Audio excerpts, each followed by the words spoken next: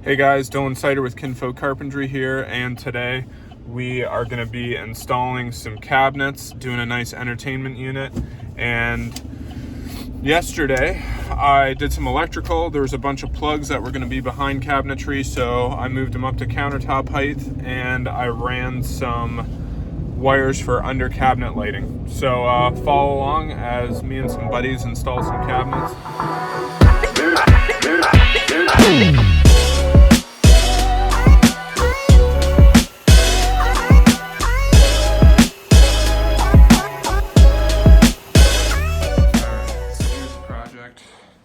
We got cabinets wrapping around with some bookshelves that'll sit on top and be a TV over here. And then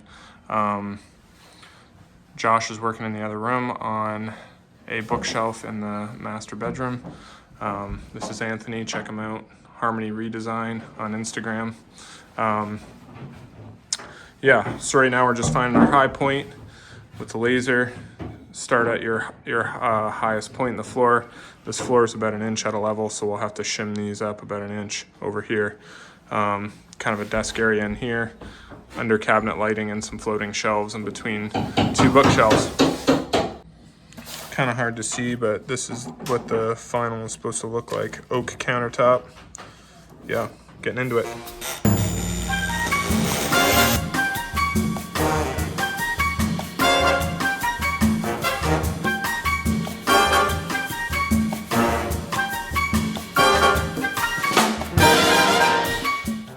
So a little tip, I'm not taking out all the baseboard I need. I don't want to go off the plans at how far I need to go, so I'm going to set one cabinet and I'm going to bring the other cabinet into it to get a line on where to mark it.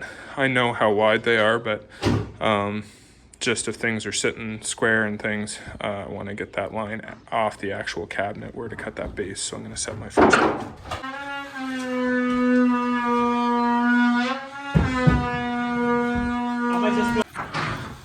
So if you follow this laser around, Anthony's working at the high point, and we've got to raise all these up so that they're level. So I've got to come up almost 1 inch there, which is quite a bit. So my cabinet maker leaves 1 inch of scribe on everything here. So I set these to 1 inch, and I'm gonna run them down here because this wall is nice and straight. If it had any waves this way, I would have to accommodate for that. So I level my cabinet all up and I'll scribe it.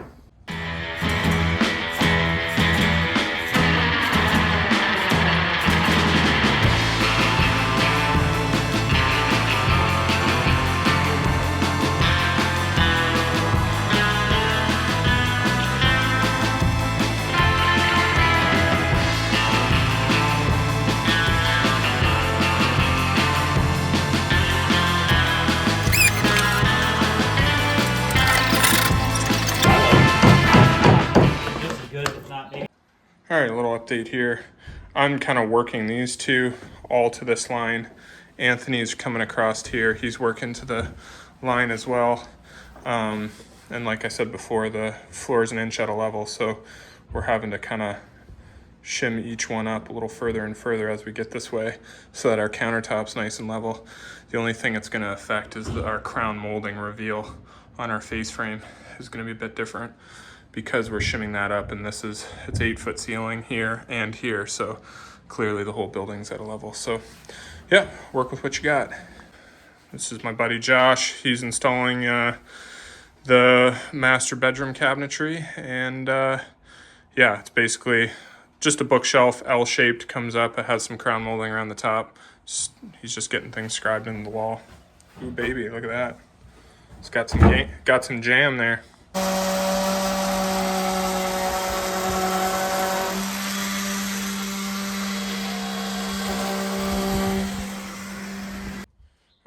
So I got this sitting where I want it. I got it marked down here, and I'll cut that out. Those will sit together. It's called a fast Cap Mag Shim. So these are all magnets that stick together. You find the right depth you want, and then you just use a scoring knife on a piece of tape, run it along the wall, and then peel the tape off, and it gives you an exact line of how the wall contours. So right like this, then you just cut your tape all the way along like this, and then you peel the side of the tape and it gives you the line. So then it just and there's your scribe. Cut that off. So I just track sawed it off, and so you see a little white there. I just stayed back from my line a little bit, and then I'm just gonna belt sand it to fit there. Josh has this DeWalt cordless belt sander. The thing is wicked.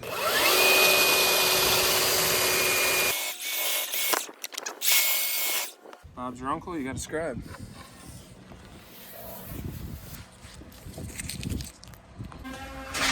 There you go. Proof is in the pudding. Yeah, I'm gonna be getting one of those. What's that? All right, so we got all of these lowers set, and this one here. And I'm starting to put the trim on. So this is it's a 2-tiered trim to bring the trim out so it's flush with the doors. So this is the base here that I'm running. And that just ends at the end of the cabinet, and then the actual baseboard to match the house's baseboard will wrap all the way around. So that's what I'm working on right now. What I'm doing is I'm just keeping it level with the cabinet by taking an inch block and making sure it has the same reveal all the way across the front, so when the doors are closed, you get a nice consistent look all the way across that line there. All right, so I'm getting into the base here, and you can tell this is how at a level the floor is. It goes to nothing up there. So basically I'm gonna shim this up the same amount that it's up over there, and then I'm just gonna run scribes along the bottom, cut it, and then that'll get a shoe mold. Figured it'd be better for the baseboard to actually look pie shaped than have a reveal on the cabinet that's pie face. So it's got to see it somewhere. So that's kind of the best of both worlds.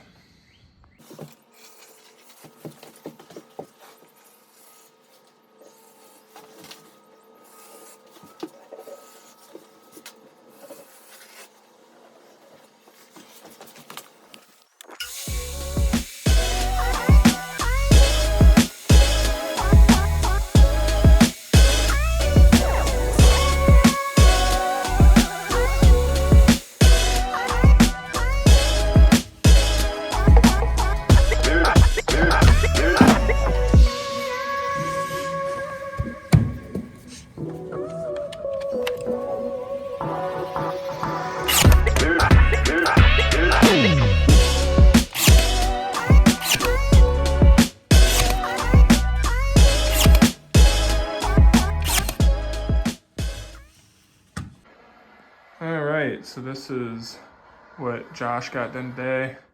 Looks great. All his scribes look awesome. Shelf pins will be here tomorrow, so I'm not able to put the shelves in, but. All right, so we're working on countertop.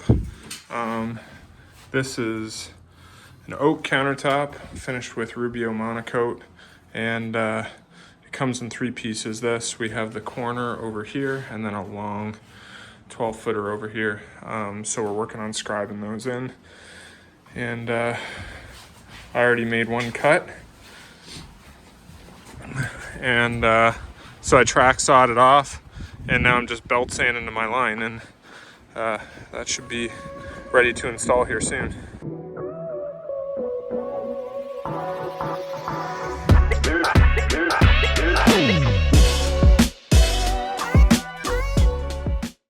To be about here, it's even, but I need to go 3/8, inch and 3/8 to hit my line, and I need to go inch to hit my line.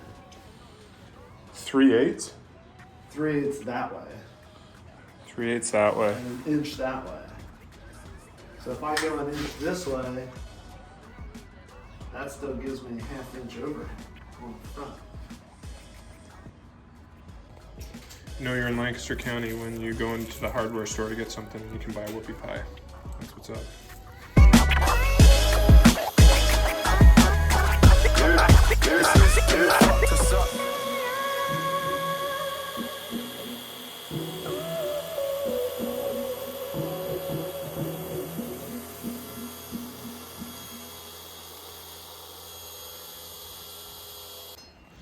So what we're doing is we found our studs in the corner. Instead of putting a cleat on the wall, we're just going to use a Craig jig and drill in where each stud is, and put a 2.5-inch screw so you don't look up and see a cleat. And then these Craig jigs are to actually hold the top together.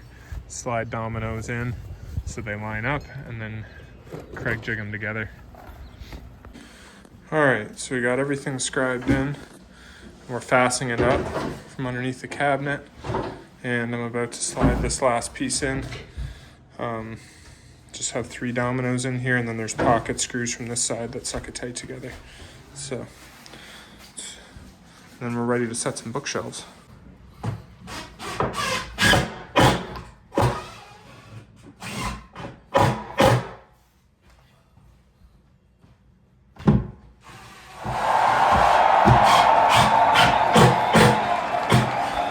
All right, we just got to working, and I didn't film any of this stuff, but these were kind of a bear to scribe in there. Get them worked to the corner, and now we're butting each of these bookcases up to it, and we're gonna fasten in through here with some white finish head screws into each of these shelves. And we got our under cabinet lighting that'll go in these shelves, one for the desk area here and one for the shelf there. And yeah, and these will get crowned, but we're working on scribing in all 3 of these, and yeah, progress.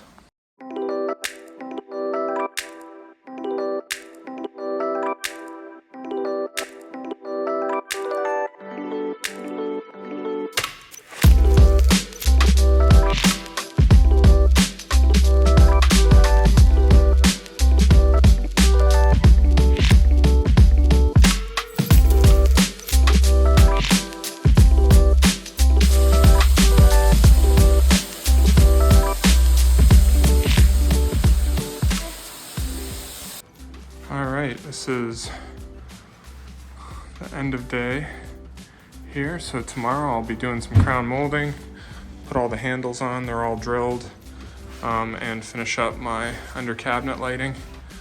But the bulk of the work is in and done.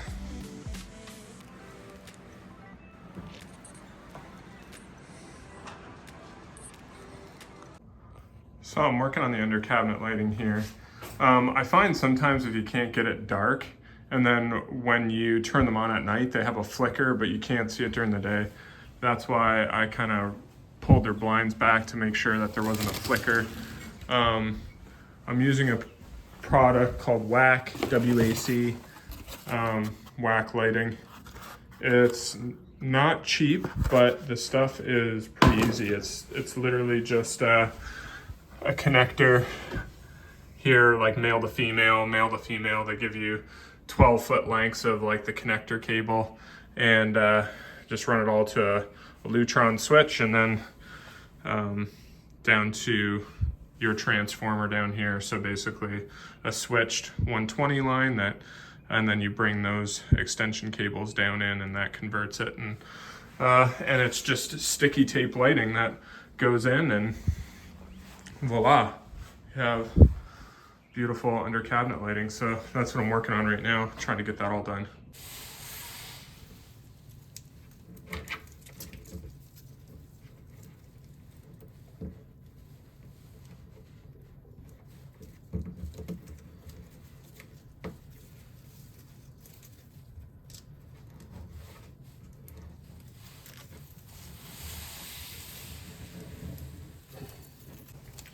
It's as easy as that. And they come in 5 foot, I think 5 foot, 3 foot, and 1 foot lengths. And as you can see there's a connector. So you just link them together, whatever length you need. And then there is a place every 2 inches you can cut it. So at your end, you can cut it to the length you want.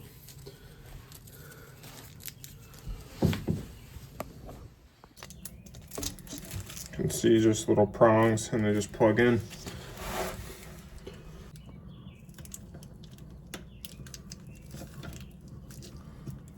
Voila. See? And the nice thing is it's fully dimmable, so you can just dim it right down. Boom. Boop.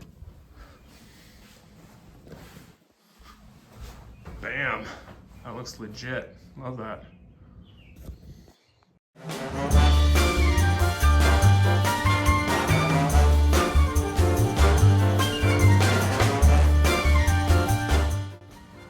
All right, so I got all the crown molding done on all 3 of these, and now I'm gonna start putting all the shelves in, the adjustable shelving, just kind of equally spaced in here. Got all the knobs on. We are on the home stretch here, so.